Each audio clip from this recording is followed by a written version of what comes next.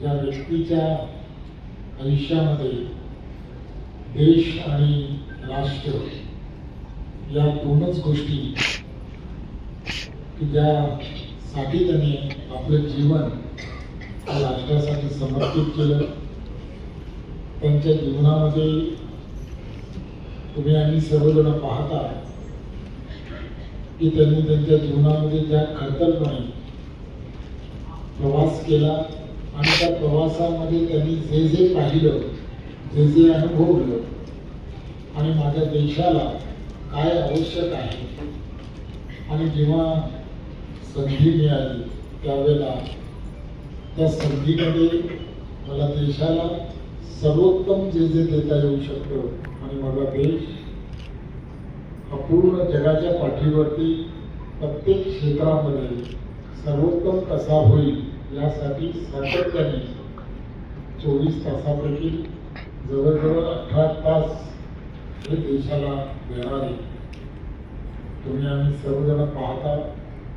की गेल्या वर्षानुवर्ष ते राजकीय जीवनामध्ये प्रवास करत असताना कधी झोपले, कधी आजारी पडले किंवा कधी असं काही घडलं की त्यांनी त्यांचा कार्यक्रम रद्द केला, असं कधीच का घडलं नाही. तर त्यांना त्यांच्या पाठीमागे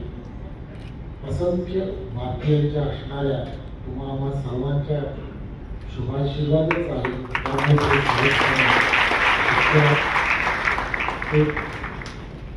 असं सहजपणे म्हटलं जातं की प्रचंड दैवी शक्ती असणारं हे व्यक्तिमत्व आहे, दैवतुल्य असं व्यक्तिमत्व आहे की ज्याच्याबद्दल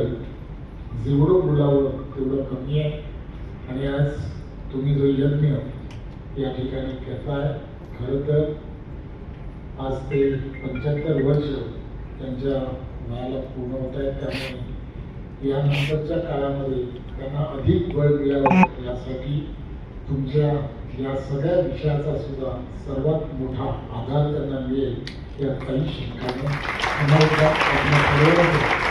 भारतीय जनता पार्टीच्या वतीने, पक्षाच्या वतीने खूप खूप धन्यवाद देतो. जय हिंद, जय महाराष्ट्र.